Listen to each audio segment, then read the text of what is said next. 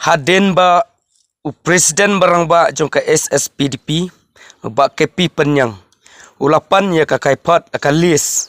manu banlong CM bat manu banlong minister bat kat nongut kila adap na yam ban form minister ke parti rulum balayalam khmat da ka parti UDP bat kasuki ayu ban ai ha ki MLA jong ka parti SSPDP henrei lengo ngai penban bat kendit penban ba UI ba ka parti UDP kapat bat ka lek pan penyeso bat ka parti NPP hakisngi baladap ka jingkeno bat ka jing thang Tyngshop ya MLA ka Mawthadrashan bat ka Motion Road constituency hapdeng ka jingya sutu lam jong ki briu ka constituency hapdeng ka jing don rengkat lam ki nongkit kam ba pher jong ki zone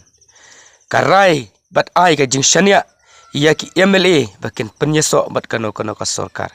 hanrai penban ki breu bat ki sang bhalang ba pher ba nabar jong ka constituency ki thang Tyngshop iki kane kalong ka bom day kalong ka ba pen benyau bat kalong ka bom sngoy hap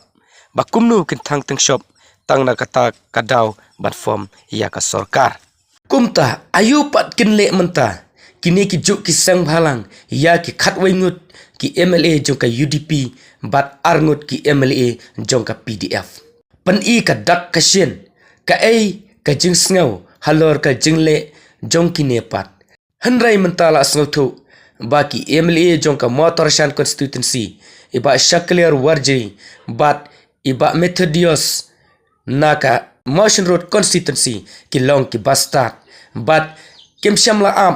kim ishania ya ka jinglong jong kini ki parti rulum khatam ya ka UDP kumta ha ka jing bom shania jong ki ya ka UDP bat ka jing shashat jong ki ya ka UDP ha ki snam ki baladep kumta ki snautu bat ki kloi bat penyeso ya lade bat kano ka sarkar hanre ki yang skhampat de ha ka nongrem jong ka parti kilong ki Stad bat ki paiba jong ka Mawthadrashan kilong ki Stad banjit ya MLA bat ki paiba jong ka Motion Road constituency kilong ki Stad bagi jet ya ka parti SSPDP ban kedang ki imbiang badang sa ka parti dang im ka parti balong kum ki wai ki constituency ki jet ya ka parti NPP ngek ba ka parti SSPDP kanjak kerteng henry kerman lengba kini ki artali ki constituency bat arngut kini ki MLA kin yang skam nyala ka jong kan nongrem bat ka parti kadang he kandang yar